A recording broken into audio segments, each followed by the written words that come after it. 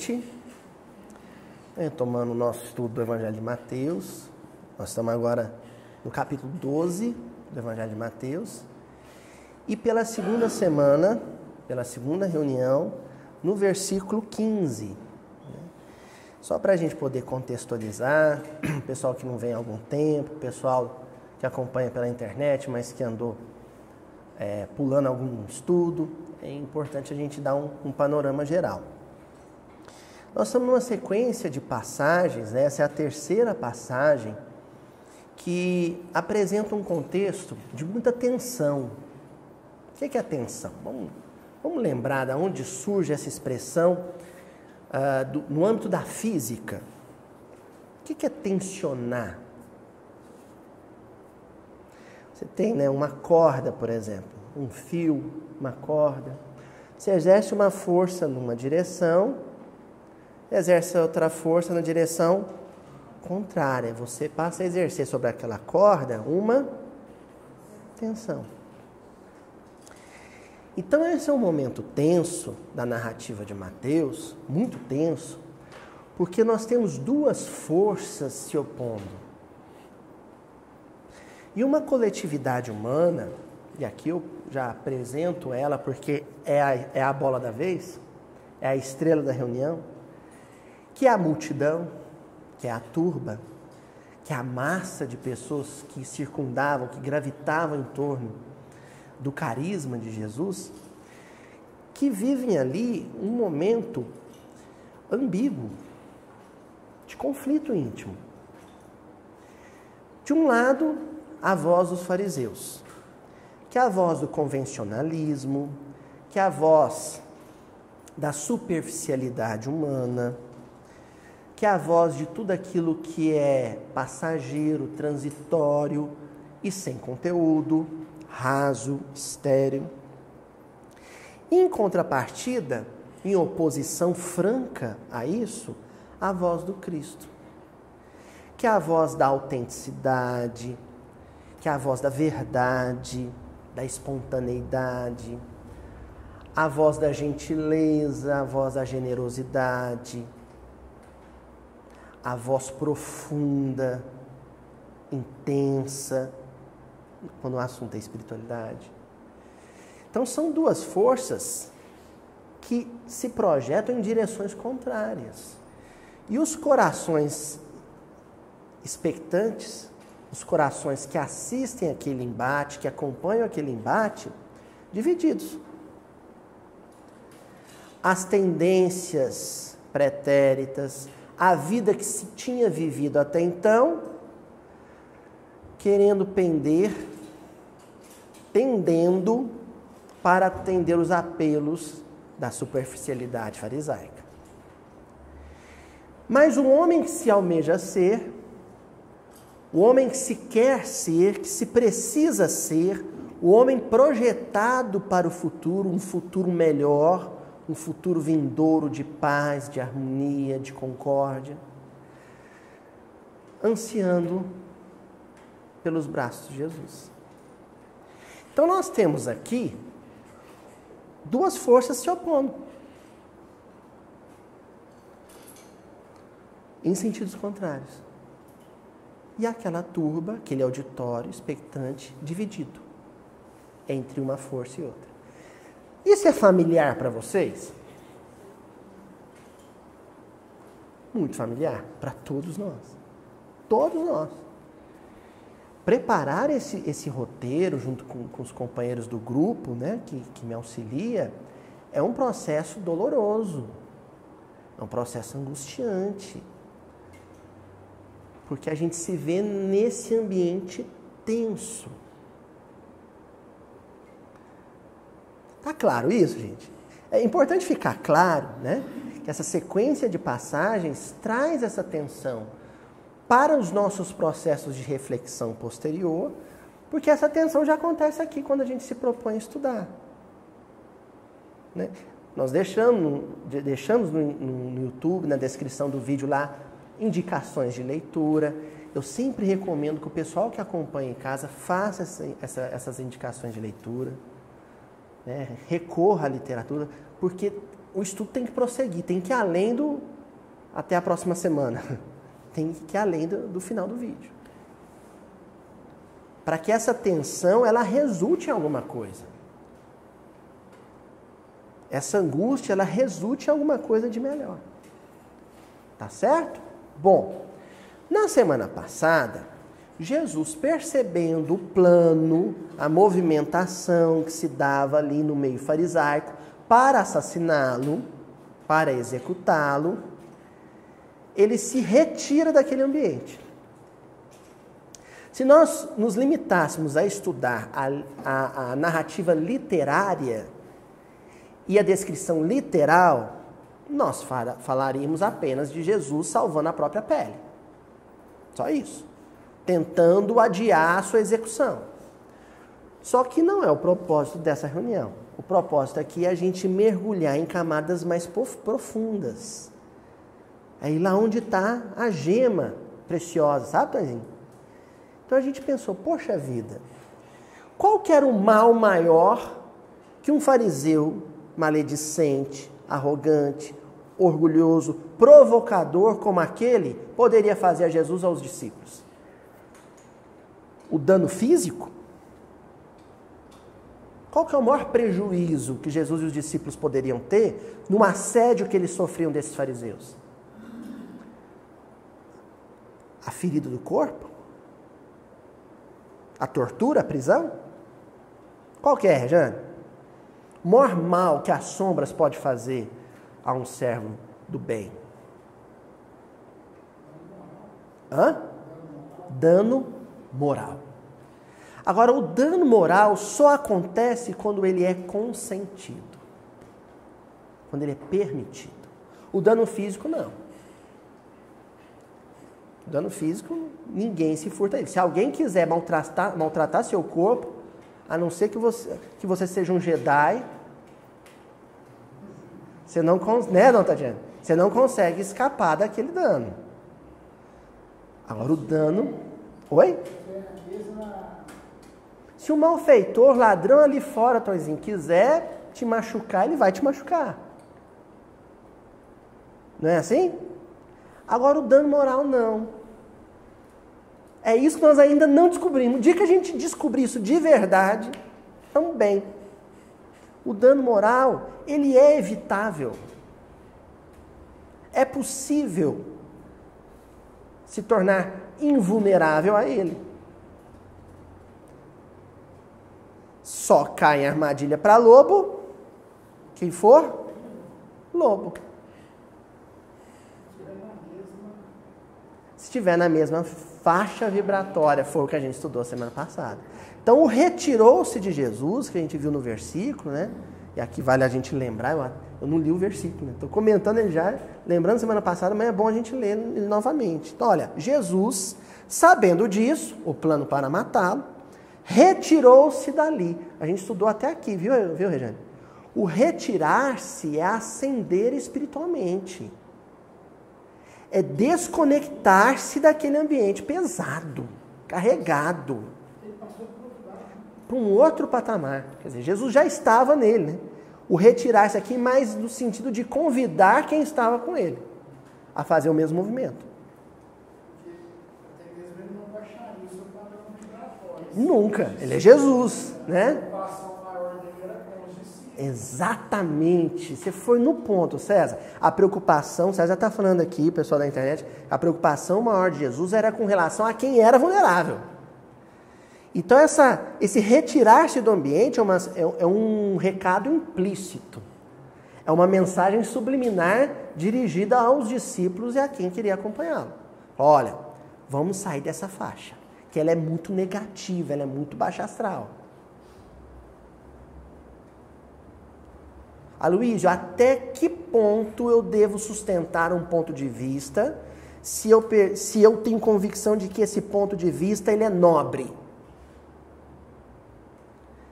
Até o ponto em que essa defesa te tornar vulnerável ao assédio das sombras. Entendeu, Dom João? E isso é um negócio que a gente sente na pele.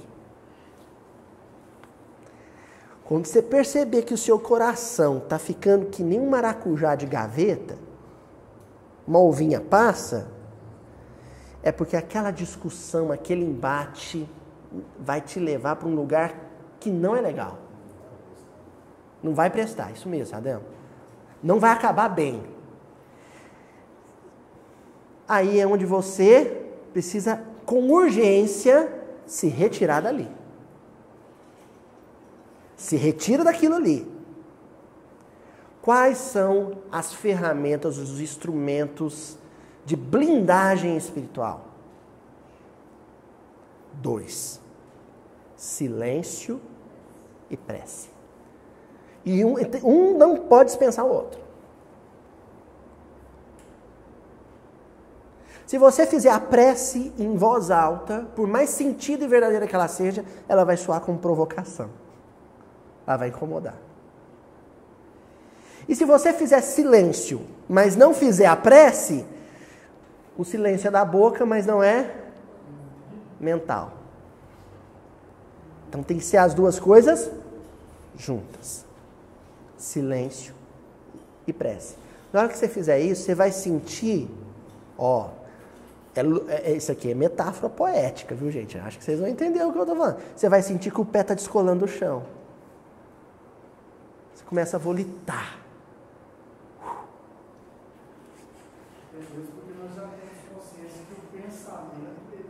Exatamente. Quando o pensamento é muito pesado, não é que você não está falando, mas você está atingindo a outras pessoas e recebendo toda essa... Exatamente. É onde o pensamento precisa assumir logo aquele jargão do Buzz Lightyear, do Toy Story, ao infinito e além. Hoje vocês viram que eu estou bem na vibe de infância, né? Paizão é outra coisa, né? A gente sabe essas coisas tudo. Ao infinito e além. Projetar-se, sabe? Projetar-se. Foi o que a gente estudou semana passada. Agora, como nós já mencionamos aqui, e a partir daqui nós vamos terminar a leitura do versículo, o problema não era Jesus se safar do assédio negativo daqueles fariseus. A questão é, quem iria acompanhá-lo? Geralmente, quem é que acompanhava Jesus? Para todo lado. Quem? Os discípulos.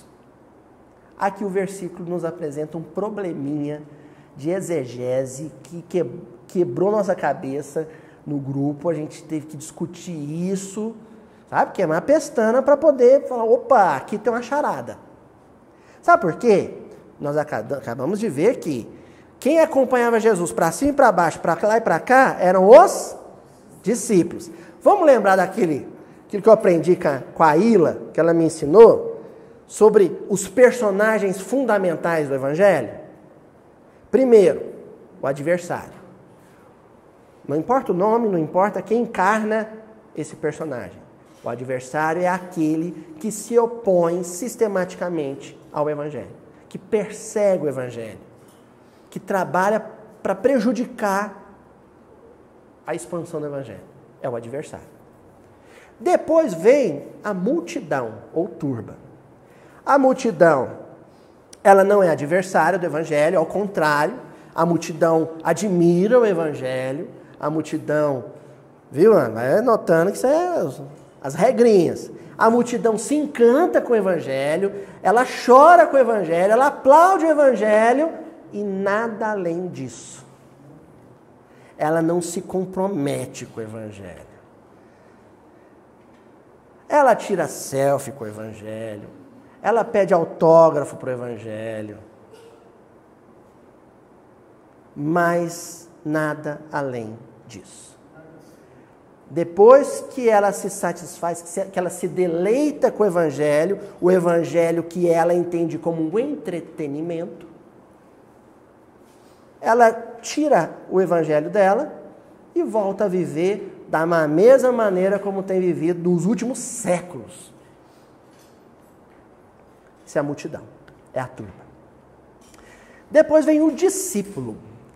Aí o discípulo ele deu um passo além. O discípulo, ele se comove com o Evangelho, ele se sensibiliza com o Evangelho, ele é apaixonado pelo Evangelho, ele é encantado com o Evangelho e permite que o Evangelho o torne alguém diferente. Não é perfeito. Alguém diferente. Qual é a diferença aí no caso? Ele é um insatisfeito consigo mesmo, constantemente. O que marca o discípulo é a inquietude. Olha, nós estamos dizendo, hein? O que marca o discípulo é a inquietude. Ele é um inquieto. Sabe por quê? Ele não quer mais ser quem ele tem sido. Ele quer ser alguém melhor. Então ele anda atrás do mestre para baixo e para cima. Ele busca o Evangelho e tenta imitar os passos de Jesus. Olha ali, ele pisou ali naquela pedrinha, eu vou pisar também, ó. Ó, aqui, ó, ele pisou com o pezinho um pouquinho para a diagonal a 75 graus. Vou fazer a mesma coisa. É o discípulo. Jesus é para ele, de fato, guia e modelo, paradigma. Quando ele aprender a andar tal qual Jesus, apesar de Jesus ainda estar na sua vanguarda, porque ele é o mestre, ele vai poder andar por conta própria, porque o padrão já foi estabelecido. O paradigma já foi consolidado. Então Jesus vai poder dizer para ele, olha, agora você vai sozinho, em meu nome. Aí ele recebe um outro título, em grego, apostolai, mensageiro. Ele passa a ser um apóstolo. Tanto que na narrativa evangélica, enquanto lá os 12 estão atrás de Jesus dando mancada, é discípulo. Com o Pentecostes, com a crucificação de Jesus e depois o Pentecostes, eles passam a ser descritos, por exemplo, no Atos dos Apóstolos, como apóstolos, que eles são enviados. Já falei isso em episódios lá no início da série, para o pessoal que está na internet, né? O pessoal da reunião já me viu falar isso aqui algumas vezes. Por que eu estou recuperando aqui? Porque esse versículo propõe uma charada para a gente. Olha só. Seguiram-no turbas numerosas, e ele curou a todos. Opa, espera aí. Vamos destacar o seguiram? É a palavrinha de hoje? Que a gente vai estudar no miudinho, minuciosamente, seguiram. A Ju vai pôr aqui no cantinho da tela, lá sublinhado, seguiram-no. Tá. Geralmente, quem é que seguia Jesus? Mas a narrativa aqui diz que quem o seguiu foi uma turba numerosa. E agora? Tem um negócio esquisito aí. Turba não segue Jesus. Turba aplaude Jesus. Turba chora com Jesus, pede para Jesus curar a mãe, a sogra, o tio, a avó. Mas seguir Jesus, e aqui bem no sentido que nós estamos abordando, que é de tê-lo como espelho, imitá-lo, dentro das possibilidades, turba não faz isso. Eu apresentei isso para os meninos, né? Para o Rogério, para o Paulo André, para a Ilha, para o Arthurzinho. Apresentei para os meninos, falei, e aí, gente? Está dizendo que a turba seguiu Jesus. E agora? Vou dar essa pausa dramática aí para vocês pensarem. O que está dizendo aí nesse versículo? Se turba não segue Jesus.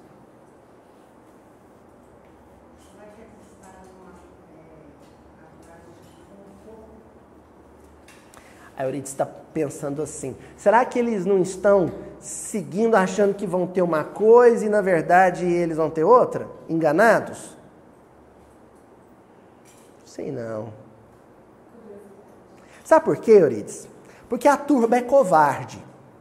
É uma outra característica da multidão. A covardia. Tanto é que quando o cerco fechou, prende Jesus, solta Barrabás. O que tinha rolado, o climinha que tinha... Climão, né? Climinha nada. O climão que tinha rolado ali é que os fariseus iam fazer o quê com Jesus? Crucificar, assassinar Jesus. Ora, a multidão, ela age com a conveniência. A multidão age pensando em benefício próprio. Se rolou ali um burburinho de que iam matar Jesus, a última coisa que a multidão, dentro daquele perfil de multidão, faria é acompanhar Jesus. Sei lá, vocês vão, né? Tirar o óleo do freio do carro de Jesus, eu vou estar dentro do carro? Não vou não. Nem vai sobrar para mim. Entendeu?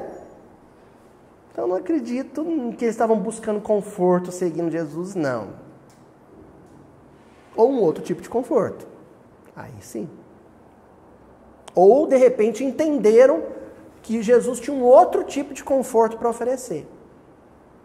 Ou de repente entenderam que realmente iam matar Jesus e eles queriam estar junto com Jesus para passar pelo que Jesus ia passar. Nesse caso, Euridice, Aline, se eles começaram a pensar assim, o que eles deixaram de ser naquele momento? Multidão.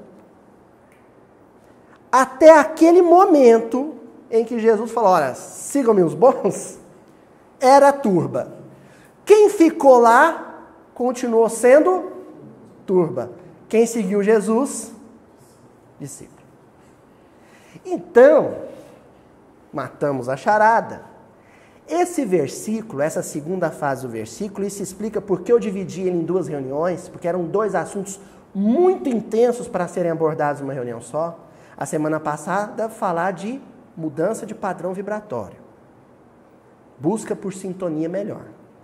E hoje falar sobre deixar de ser discípulo, deixar de ser multidão e tomar uma decisão grave, que implica em muitas coisas, para tornar-se discípulo. Evangelicamente falando, biblicamente falando, essa mudança de padrão, no sentido da direção em que Jesus caminha, tem um nome: conversão. Conversão. Conversão não é deixar de ser muçulmano e virar católico, não é deixar de ser católico e virar espírita, não é deixar de ser espírita e virar protestante. Não é. Isso é mudança de religião, mudança de paradigma religioso. Não tem nada a ver com conversão. Conversão é deixar de ser alguém pior e tornar-se alguém melhor. Então, quando eu tenho arrepios assim, quando eu escuto alguém falar assim, fulano se converteu ao espiritismo. Hã? Oi? Fulano se converteu ao cristianismo. Paulo não se converteu ao cristianismo. Saulo se converteu em Paulo. É diferente. Um perseguidor se converteu em um mártir. É diferente. Alguém que odiava se converteu em alguém que amava.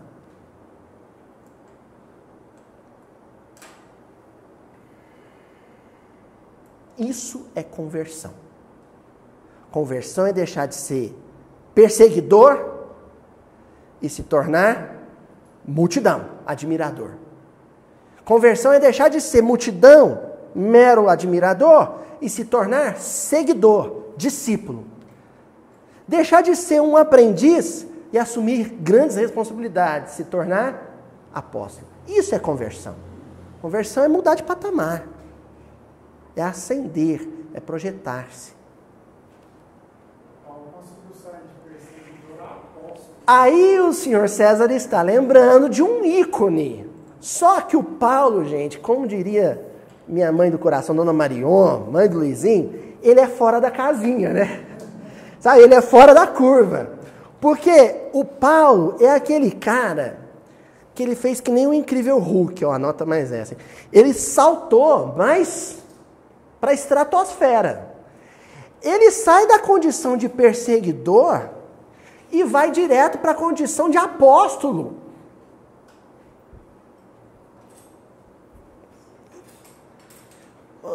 Luísio, por que a espiritualidade fez isso com a gente? Colocou de referencial um cara que vai, sabe, do 9 para o 90. Por quê? para falar conosco sobre uma coisa chamada possibilidade. Poder. Exatamente.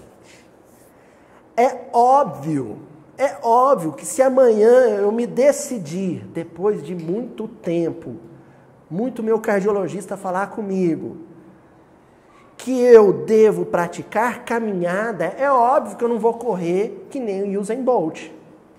É óbvio que não. Mas o Usain Bolt, eu vou arrumar um pôster dele e pôr no meu guarda-roupa e olhar para ele só para dizer, é possível.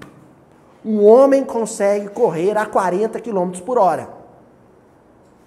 Se um homem consegue, um ser humano de carne e osso, que nem eu, consegue correr a 40 km por hora, eu consigo correr a 5.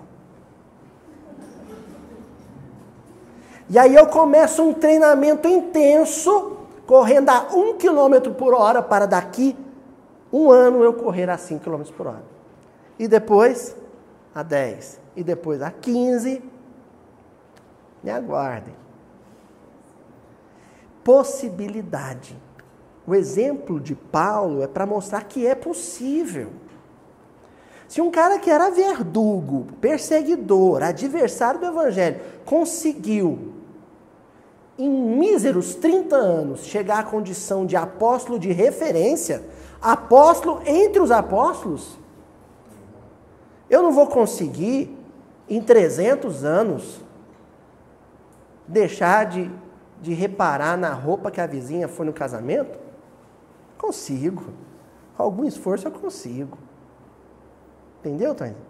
Por isso é que eu separei como primeira leitura aqui esse grande exemplo de conversão. No momento M, no dia D, na hora H, em que essa conversão se inicia. Tem gente que acha que conversão é isso aqui, ó. Eu pelejo para encontrar onde é que eu vi o Emmanuel dizendo, em qual livro eu li, não consigo. Se alguém da internet puder me dar uma força. Mas eu lembro bem do Emmanuel dizendo que não acredita em mudanças repentinas. Emmanuel dizendo isso. Não acredita em mudanças repentinas. Conversão é um negócio que se inicia hoje, tem um marco. Com o caso de Paulo, o marco de conversão dele é o encontro com Jesus às portas de Damasco. É um marco. Mas é uma conversão que dura 30 anos. E ele é um fenômeno, porque em 30 anos chegar onde chegou. É um fenômeno. Vamos ver esse momento, o marco dele de conversão? Lá no livro Paulo e Estevão, na primeira parte, no capítulo 10, que é o capítulo que encerra a primeira parte, né? No caminho de Damasco. Ele, Saulo, ainda era Saulo, era a ovelha perdida no resvaladouro das teorias escaldantes e destruidoras. Ponto. Ovelha perdida. Ele era a ovelha perdida. Alguns versículos atrás, na passagem da cura do homem da mão mirrada, quando Jesus vai dizer para os fariseus que ele tinha que curar aquele homem naquele sábado, ali na sinagoga, ele fala o seguinte: qual pastor que tendo uma ovelha em perigo não a salva, ainda que seja o sábado, ainda que ele seja cansado, ainda que ele tenha casamento marcado, ainda que ele esteja indo para o centro fazer palestra? Se alguém surge com uma necessidade, você atende essa necessidade. E ele dá o exemplo da ovelha. Com certeza, essa mesma turba que seguiu Jesus quando ele se afastou, é a turba que momentos antes ficou profundamente tocado com esse exemplo. É a turba, é aquele grupo de pessoas que estava se sentindo na vida como uma ovelha perdida. Na hora que Jesus deu esse exemplo, falou assim, é como eu me sinto. Ele é o pastor. É. Olha aqui como o Emmanuel diz no Paulo e Estevão. Jesus era o pastor amigo que se dignava fechar os olhos para os espinheiros ingratos, a fim de salvá-lo carinhosamente. É como Saulo se sentia às portas de Damasco, é como essa turba se sentia em volta do homem da mão mirrada, é como muitos de nós nos sentimos hoje, nessa quarta-feira na reunião, ou no dia em que estiver assistindo o vídeo. Eu me sinto uma ovelha desgarrada, perdida, desamparada, fragilizada, pressentindo o perigo, a aproximação de coiotes, de lobos, e sem saber como me defender disso. Eu preciso que alguém me proteja, me agasalhe, me reerga, me ensine de novo a caminhar sozinho. É como Saulo se sentia. Sabe por que Emmanuel descreve esse estado de espírito, e eu estou fazendo questão de mencioná-lo aqui?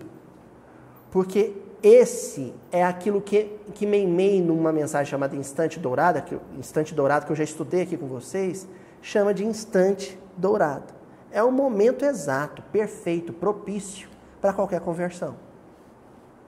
Ninguém se converte, ou seja, ninguém pula de nível, passa de nível no jogo, se não passar por este momento, essa sensação intensa de fragilidade. Dificilmente alguém que está se sentindo, sabe? A última bolachinha recheada do pacote vai querer se converter, porque ele não acha que precisa ser alguém melhor. Você só começa a achar isso quando você começa a ter uma sensação, sabe, Helena, de que você está meio doido. Você fala assim, tem um negócio errado aí comigo, eu estou meio perdido. A minha vida está um trem de doido. Para onde eu estou indo? Não sei. Era assim que Saulo se sentia, indo perseguir Ananias em Damasco. E aí o Emmanuel continua dizendo, num ápice, o ápice, no limite, no topo, ele não suportava mais. O jovem rabino considerou a extensão daquele gesto de amor. Jesus à frente dele. As lágrimas brotaram-lhe do coração amargurado, como a linfa pura de uma fonte desconhecida. Ali mesmo, no santuário augusto do Espírito, não foi em prédio nenhum, foi ali, no deserto. Mas um processo que aconteceu por dentro, intimamente. Fez o protesto de entregar-se a Jesus para sempre. E foi uma coisa do íntimo, não foi de boca para fora. Ele fez um juramento, assinou ali um tratado, um compromisso, um contrato de entregar-se a Jesus para sempre. Primeiro na condição de discípulo, mas isso em Paulo é muito rápido, né? É o tempo ali dos 5 anos que ele passa, né? Ali entre Damasco, o oásis de Dan, Jerusalém, vai para Tarso. Quando ele já vai para Antioquia, ele já vai como apóstolo. E dali em diante até desencarnar, e depois desencarnar, e até hoje, um excelente apóstolo. Ele faz esse protesto ali, é o momento de conversão dele. Com certeza a turba, a multidão que estava com Jesus na sinagoga ali, enquanto Jesus conversava com os fariseus, na hora que ele falou, olha, eu sou o pastor, esse homem é ovelha, e eu vou curar ele porque ele precisa hoje, não é amanhã. Nossa Senhora! Eles se entregaram, caíram de joelho, ele falou assim, é com ele que eu vou. Onde você for, eu vou atrás. Conversão. Desconfio eu, o Evangelho não diz isso, mas eu desconfio que até algum daqueles fariseus entrou no bolo. Por que não? Paulo não fez isso? Ele não era um fariseu? Acho que até um daqueles fariseus xaropão, que estava ali, sabe?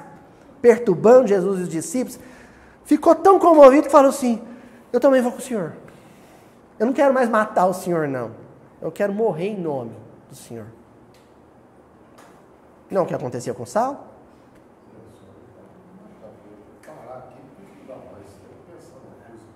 Né? Mudar de vida, né, Jardel? Exatamente. O Saulo, eu costumo dizer que literalmente caiu do cavalo, né? Caiu do cavalo, de joelhos, caiu de joelho já, na areia escaldante. Sabe o que nós precisamos para realmente convertermos? Porque talvez ainda não tenhamos nos convertido. Frequentamos casa espírita, lemos livro espírita, mas não tenhamos nos convertido.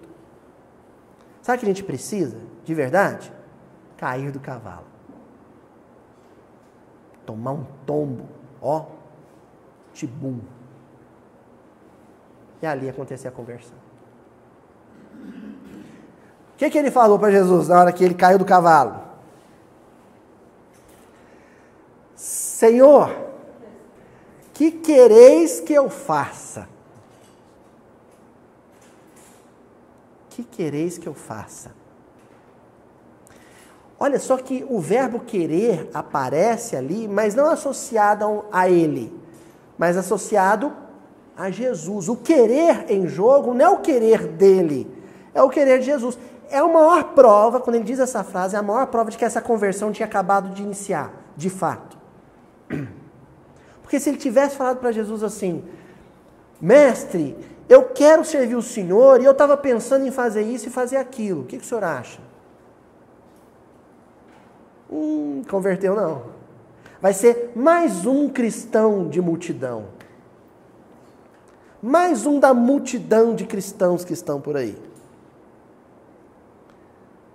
Que admiram Jesus, mas só fazem o que querem. Quando ele fala, o que quereis que eu faça, é entrega absoluta.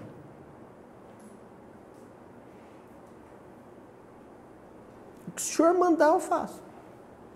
E Jesus manda. E Jesus fala. Olha só, não vou ler a frase inteira que Jesus disse para ele, depois nós vamos ver assim, sabe? Devagar, porque aqui tem um programa de ação para 30 anos de trabalho. Jesus passa para ele ali, ó, manual completo de como ser apóstolo do Evangelho. Entrega para ele assim. Mas é Jesus, poder de síntese de Cristo, né? Então, não há frase. Levanta-te, Saulo. Entra na cidade e lá te será dito o que te convém fazer. Então, vamos lá devagar? Ó, primeiro, levanta-te, Saulo, no imperativo, uma ordem. Tomei o tibum, tomei o tombo da vida, caí, já reergui mais ou menos de joelho, querendo a conversão. Primeira ordem que eu vou receber consciencialmente do Cristo. Ficar de pé. Ficar deprimido, chorando, oh, meu Deus do céu, eu sou um espírito impuro. Não adianta, não resolve o problema de ninguém. Ficar lá lastimando, eu sou um imperfeito. Errei. Sabe? Sabe aquela expressão, devo, não nego, pago quando puder? O convertido diz, devo, não nego e começo a pagar hoje. Em serviço de redenção. Isso é o levantar-se. Não ficar no mimimi. Lamentando o engano cometido. É a primeira ordem que Saulo recebe de Jesus. Levantar-se. Meu filho, enxuga essas lágrimas agora. Eu não te escolhi pelo mal que você realizou. Eu te escolhi pelo bem que você pode realizar. O mal que você realizou é problema seu. Me interessa o bem que eu sei que você é capaz de fazer.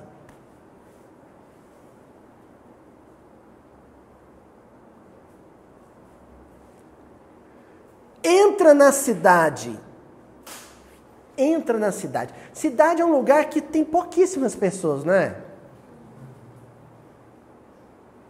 Olha que interessante. Jesus não podia ter falado para Saulo assim, corre pro oásis de Dan. Vai lá que tem duas pessoas, gente boa lá, Áquila e Prisca, eles vão te fazer um bem danado. É essa a ordem que ele recebe de Jesus? Corre para lá, meu filho, se isola, fica lá que lá é gostosinho, ó, meio do mato, tem uma rede, né? Você vai fazer constelação familiar lá com Áquila e Prisca, vai para lá. Retiro. Essa é a ordem de Jesus? Não. A ordem é, entra na cidade. O que equivale a dizer? Vai conviver, vai entrar em atrito com gente. Vai trombar em gente. E olha que Damasco era a maior metrópole do mundo. Sabiam disso? Damasco era a maior metrópole do mundo antigo. Maior que Roma. Vai para lá. Vai conviver. Em seguida, e lá, quando você estiver convivendo com os outros, sem se esconder, te será dito o que te convém fazer. Não é o que você vai querer fazer, o que você vai achar que é certo fazer. É o que vai te fazer bem. É o que vai ser útil para você. Pronto. Ele aplicou essa frase, essa simples frase, em todos os episódios da vida dele doravante. Quando ele estava desanimado, o que ele escutava? Leva, porque a voz de Jesus, né? Fica lá. Desanimado, levanta-te. Quando ele tinha vontade, a gente tem essas vontades, né? Nossa, vontade de ir para longe, para o hotel fazenda, ficar longe de parente, ficar longe de serviço, ficar longe de todo mundo, não é? Ele ouvia Jesus falando, não, meu filho, vai conviver com os outros. E quando ele falava, não, eu acho que aqui o certo é agir assim. Por exemplo, no episódio, quando ele falou, olha, eu vou para Roma, pregar o evangelho em Roma. Mas chega uma carta de Tiago dizendo, vem para Jerusalém. Aí ele lembrou de Jesus dizendo, você vai te ser dito o que te convém fazer. Ele queria ir para Roma. Como ele se propôs a fazer o que Jesus queria e o que convinha a ele, ele voltou para Jerusalém.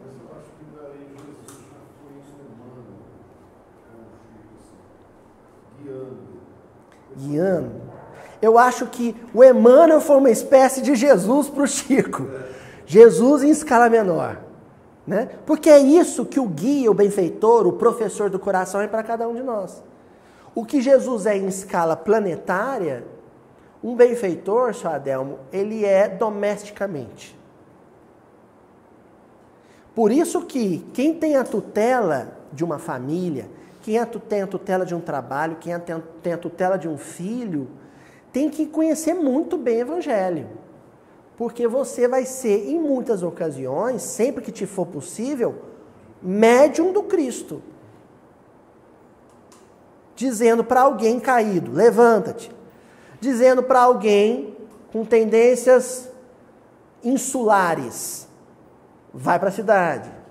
Dizendo para alguém muito caprichoso, que só faz o que quer, faça o que te convém fazer, o que é bom para você, não o que é prazeroso momentaneamente fazer.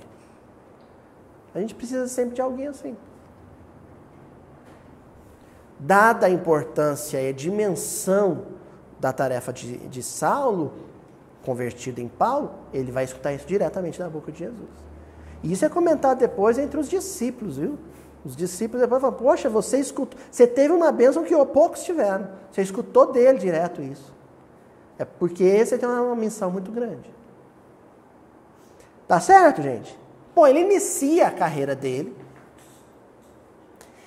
E aí, numa dada ocasião, ele se encontrava numa cidade do Mediterrâneo chamada Filipos. Uma cidade especificamente da Macedônia, na região da Grécia antiga, mas a Grécia mais ao norte, né?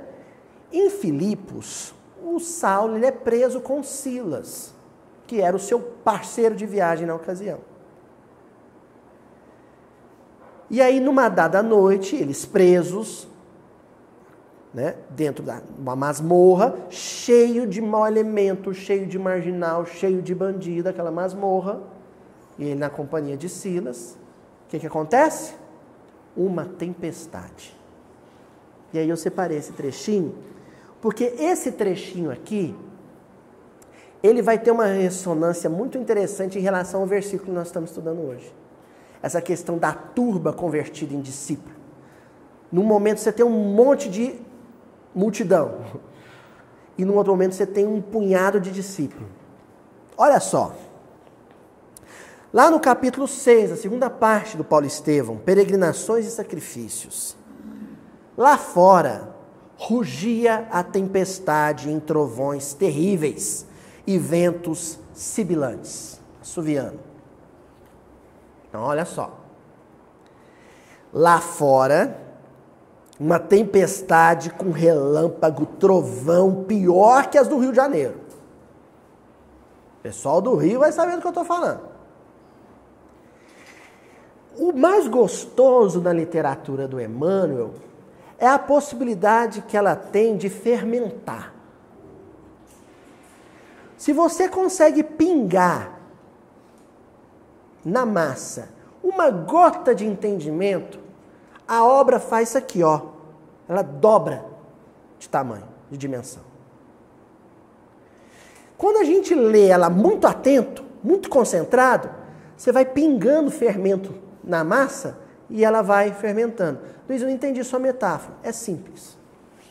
Bem mais simples do que a gente imagina.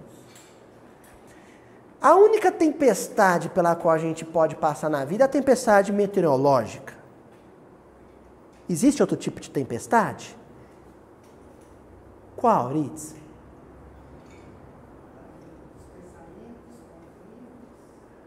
Pensamentos, conflitos, perseguições, animosidades, disputas, quiprocós, tormento familiar, tormento social, violência, caos, medo, angústia, tempestade. Lá fora. Porque tem a tempestade interna, a tempestade psíquica interna, trovoadas, relâmpagos e ventos sibilantes internamente, normalmente marcado por um tormento de ordem consciencial. Mas existe a tempestade fora de mim, que é quando o mundo está em distúrbio, o mundo está em perturbação. Mas não necessariamente eu estou em perturbação. Quando o Emmanuel descreve a cena com uma tempestade que acontecia fora da cela onde estava Saulo e Silas, ele estava dizendo, o mundo estava assim. O mundo está assim, não está, gente? O mundo está assim. Naquele momento o mundo estava assim. Uma grave crise de instabilidade política no Império Romano.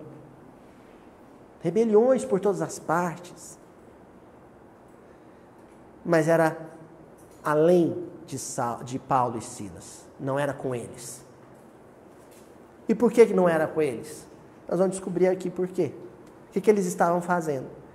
Que conseguiram se retirar da tempestade. Que conseguiram subir para um patamar superior. Filipos inteira parecia abalada em seus alicerces. A Europa inteira parece abalada em seus alicerces. O Brasil inteiro parece abalado em seus alicerces. O mundo moderno parece abalado em seus alicerces. Está vendo como a literatura do Emmanuel ela se expande? Pela tormenta fragorosa. Passava da meia-noite. Puxa, passou da meia-noite, é trevas pura, não é? Passou da meia-noite, 1h da manhã, 2h da manhã, como é que tá? Sai na rua. Vai para o meio do mato, 1h da manhã. Trevas, escuridão absoluta. Só que tem um dado aqui curioso. Depois que você passa da meia-noite, que é o ápice da escuridão, à medida que o tempo avança, a cada segundo passado você está mais próximo do quê? Bem-vinda à aurora.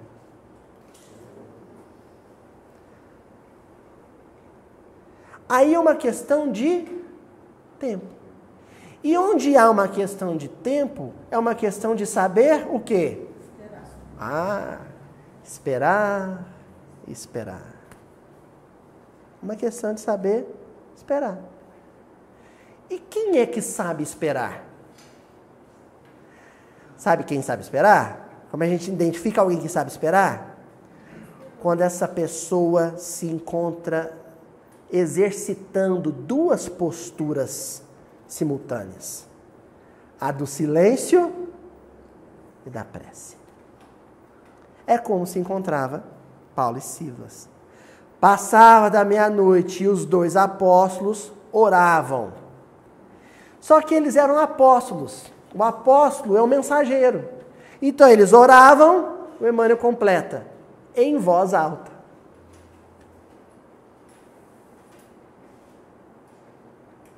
Estavam muito seguros do seu estado íntimo.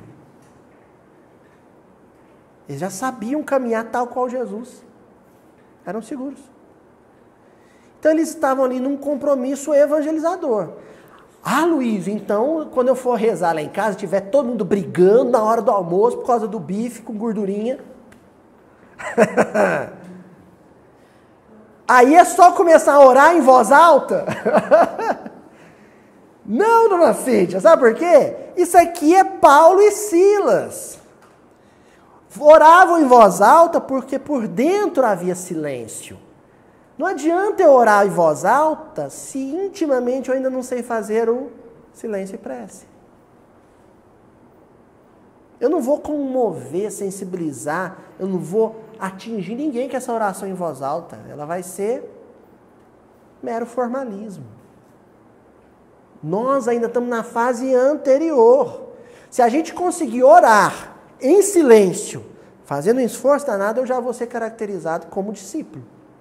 Olha, no meio de uma tormenta, no meio da escuridão, eu consigo orar em silêncio, tentando manter o meu mundo íntimo sereno. Se eu não conseguir nem isso, e depois de entrar em tormenta junto com todo mundo, pegar minha sacolinha e ir para o centro rezar, eu sou multidão. Já vou para o centro rezar, mas depois de ter,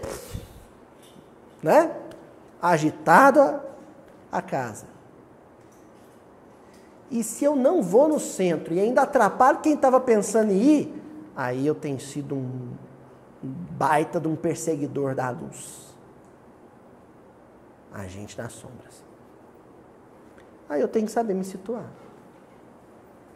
Bom, os prisioneiros vizinhos, pessoal da cela do lado, vendo-os em oração, pareciam acompanhá-los pela expressão do rosto. Olha só. Todos nós somos prisioneiros. Ainda. Quem está do meu lado é o prisioneiro vizinho. A Ana Clara é sua filha, Ana Paula?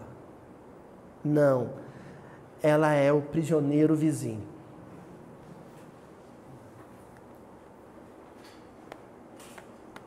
A Eurídice é sua mãe, Cris? Não. Ela é uma prisioneira vizinha. Agora, aquele entre nós que em meio à escuridão e à tempestade conseguir silenciar o mundo íntimo e orar, vai ser um convite vivo a que o vizinho faça o mesmo. O que vem na sequência? Paulo contemplou-os através das grades, e aproximando-se a custo, começou a pregar. Ele só começou a usar a palavra depois que ele tinha começado já a usar o exemplo. Com alguma sorte, a gente é assim, a gente prega a palavra e depois tenta dar algum exemplo para tentar provar para o outro que você não é uma farsa. E raramente consegue. Paulo aqui está fazendo o contrário. Primeiro ele deu o exemplo de calma em meio à tormenta. Primeiro ele atraiu pelo exemplo. Primeiro ele comoveu pelo exemplo. Primeiro ele sensibilizou pelo exemplo. E na sequência, só então, ele abriu a boca.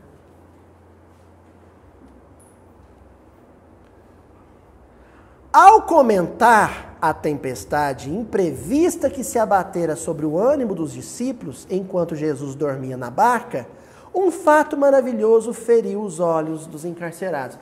Olha o que Saulo fez. Que quando eu faço aqui no miudinho, chove comentário, bravo comigo. Olha o que ele fez. Ele tinha um contexto real, prático, sendo vivenciado, e tinha uma passagem evangélica. Ele pegou a passagem evangélica para projetar a luz sobre o momento vivido. É o que nós fazemos aqui.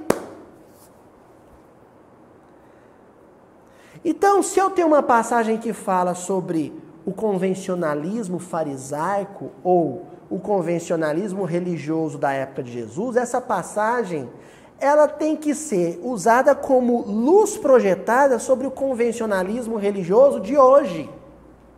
Então, no comentário que eu vou fazer dessa passagem, eu vou estar me referindo, fazendo menção ao convencionalismo religioso de hoje. Aí o pessoal fica preocupado, comenta lá, você, Luísio, você está muito crítico com os espíritas. Seria a mesma coisa de um prisioneiro ali virar para Paulo e falar assim, para de falar de tempestade, rapaz. Você não está vendo que está com tempestade? Para de falar que ela não passa. É mais ou menos isso. Saulo pega a tempestade acalmada por Jesus no lago de Genezaré, a postura de Jesus, a postura dos discípulos, usa aquele contexto para trabalhar uma experiência que estava sendo vivida ali, naquele momento.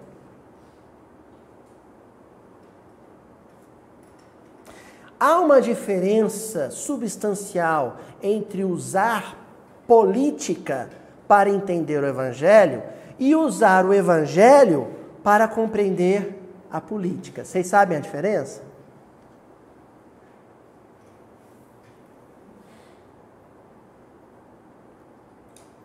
É alhos com bugalhos.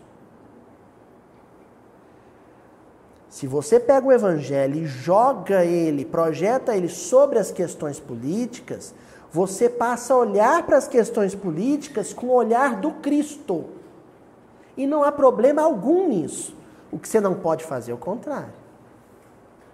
É usar as teorias políticas, os convencionalismos políticos, para tentar entender as passagens evangélicas, que é o que muita gente faz. Tá vendo? Jesus agiu com Pilatos igual o deputado tal agiu com o governador ciclano de tal. Aí você está se perdendo. Aí você inverteu o processo. Saulo aqui está usando a tempestade do Evangelho para entender a tempestade de Filipe. O nome disso é hermenêutica. E qual é o fato curioso que acontece quando ele começa a comentar o Evangelho? É uma metáfora linda. Esse mano é um gênio da literatura, gente. Olha só. As portas pesadas das numerosas celas se abriram sem ruídos. Que coisa linda. Quando você pega o Evangelho, projeta ele sobre as questões atuais, sabe o que acontece? A nossa prisão se abre. A gente é libertado. João, capítulo 8, versículo 32, o versículo preferido do seu Honório Abreu. E vós conhecereis a verdade, e a verdade vos libertará. É isso. Vós conhecereis a verdade, e a verdade vos libertará. Silas ficou lívido. Oa, né? Está lá presa essa cadeia, fechadinha, com cadeia, pá, abre sozinho. Eu corria 3 dias sem olhar para trás. Tem dia que eu tenho medo de apagar as luzes do centro e fechar o centro. Porque eu sou espírita, não quero ficar vendo espírito, não, gente, pelo amor de Deus. O Silas ficou pálido. Paulo compreendeu e saiu ao encontro dos companheiros. Ele entendeu o que estava acontecendo ali. Quando aquela grade, olha só, quando o Emmanuel fala assim, Paulo compreendeu, tem gente que lê Paulo Estevão uma primeira vez, por isso você tem que ler Paulo Estevão 10 vezes, e fala assim, Paulo entendeu que os espíritos queriam que, ao abrir a cela, todo mundo desce no pé. Paulo compreendeu outra coisa. Ele entendeu que o gesto da grade se abrindo era uma mensagem implícita, uma mensagem oculta, em que os espíritos diziam assim para Paulo, nesse exato momento a sua palavra fez isso com o coração desses homens. Foi isso que aconteceu dentro desses homens. Paulo entendeu que ali, tal qual tinha ocorrido com ele na estrada de Damasco, estava um contexto, um momento de conversão. Se ele falasse para aqueles homens, gente, vamos nos retirar daqui, eles iam se retirar dali.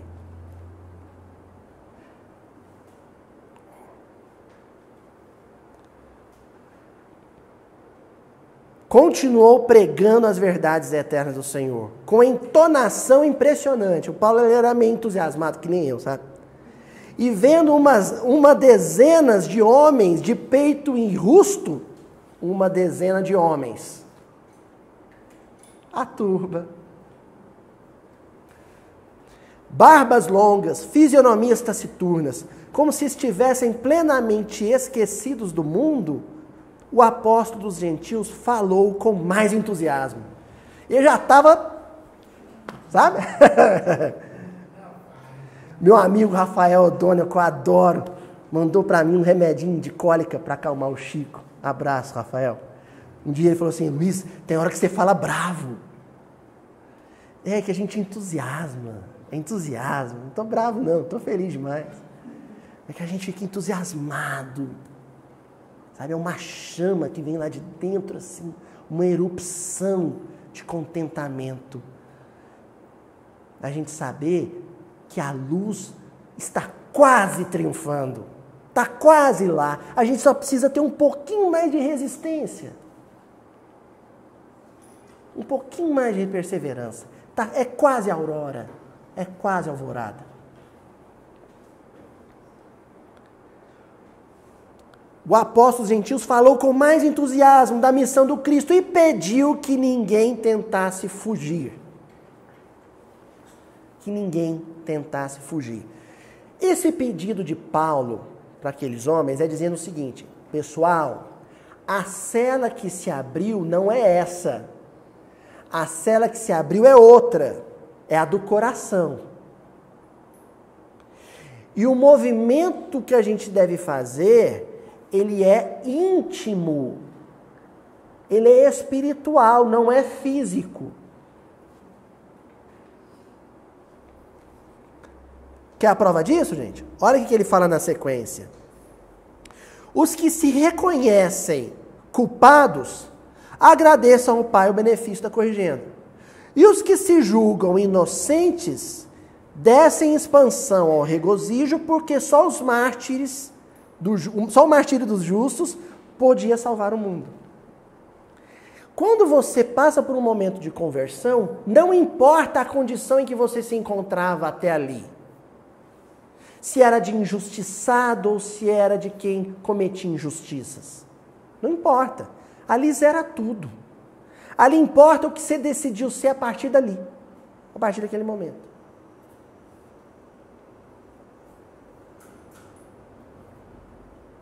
Paulo está dizendo, olha, se você está aqui injustamente, esquece, perdoa. Fica aqui para me ajudar na conversão desses. E se você está aqui como criminoso, esquece do seu passado. O que importa é o que você vai ser daqui em diante. Resgata o que tiver que resgatar com trabalho, com suor. Não mais com lágrima.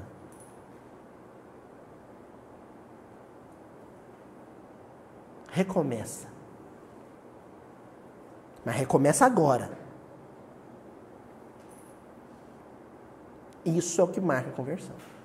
E recomeça agora porque você vai levar um tempo para se transformar. Então você não pode perder tempo. Cada minuto é precioso. Esses argumentos de Paulo contiveram toda a estranha e reduzida assembleia.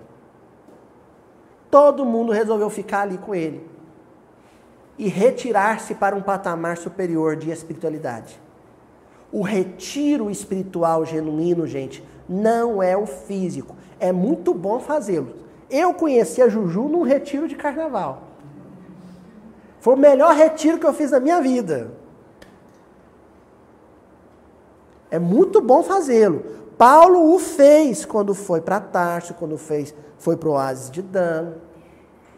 O Chico fazia muito, ele ia para Campos, para a casa do seu Clóvis, professor Clóvis Tavares, ia para lá, ficava 1, 2 dias, 3 dias, uns dias lá. É importante fazer esse retiro físico, mas desde que junto com ele vem o retiro espiritual. Retiro espiritual é quando a mente sai do patamar horizontal, deixa de se movimentar por um instante na horizontal e ascende, e se eleva.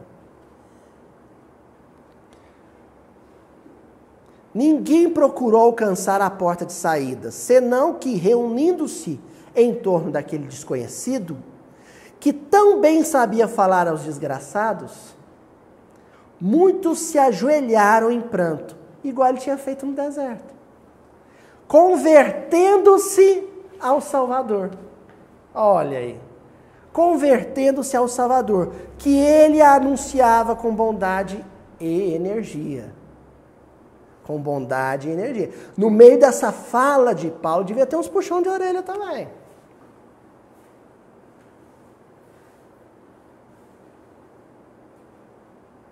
E ali aconteceu uma conversão. Paulo falando para aqueles prisioneiros do Evangelho naquela prisão, libertando-os da culpa e da mágoa, agiu reverberando o contexto que nós estamos estudando aqui, em que Jesus falou para fariseus e para a multidão, no momento em que ele curava o homem da mão mirrada, convidando-os a retirar-se dali para um nível superior de vida. É isso. Nós fazemos aqui toda quarta-feira é um convite. Esse estudo tem 7 anos que nós nos reunimos aqui na quarta-feira. Eu ainda faço muita coisa feia, muita coisa vergonhosa, mas às vezes eu me pego lembrando de coisas que eu fazia há 7 anos atrás, que eu falo, poxa vida, eu acho que o fato de eu não fazer mais isso, ou de já fazer aquilo, tem a ver com essas reflexões que a gente realiza juntos. Sabe o que eu conquistei com esses 7 anos? E acho que muitos que frequentam aqui nos últimos 7 anos, ou quem estuda em outra reunião, outro ambiente religioso que seja. Sabe o que a gente conquista ao se debruçar sobre o Evangelho com muita atenção? Sabe o que, Rejane? Vergonha na cara.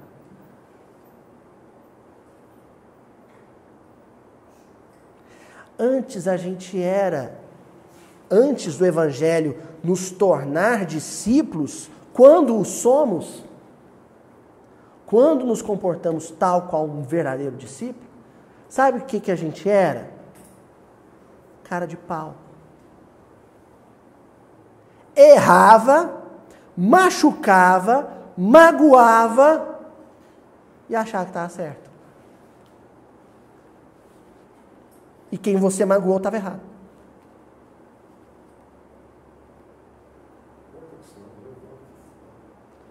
Aí no dia que você toma vergonha na cara, sabe, seu Adelmo? Você toma vergonha na cara, você levanta, toma vergonha na cara e fala, a partir de hoje eu vou trabalhar para não cair, e quando eu cair eu vou assumir que caí. E vou dizer caí. E vou pedir perdão. E vou tentar não cair de novo. Isso vai te definir como um genuíno discípulo. Isso é conversão. Certamente, aquela turba grandiosa que seguiu Jesus quando ele se afasta do ambiente de contenda com os fariseus, não saiu dali apóstolo. Talvez permaneceu um tempo oscilando entre ser multidão e ser discípulo. Porque nada é abrupto, tudo é fase de transição. Primeiro você é pura multidão, depois você oscila entre multidão e discípulo, até que você se torna discípulo, depois você é discípulo com alguns momentos de apóstolo, até o momento em que você já sabe se comportar. Exatamente, você vai se equilibrando na corda bamba, mais ou menos, sabe, Tonzinho?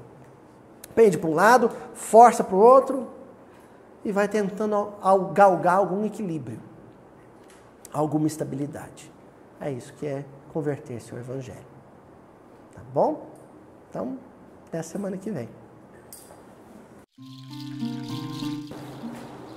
Quando nós sentirmos que perdemos o equilíbrio em cima do telhado e que a queda é uma possibilidade, respira fundo e busca Jesus, a estabilidade do pensamento em Jesus.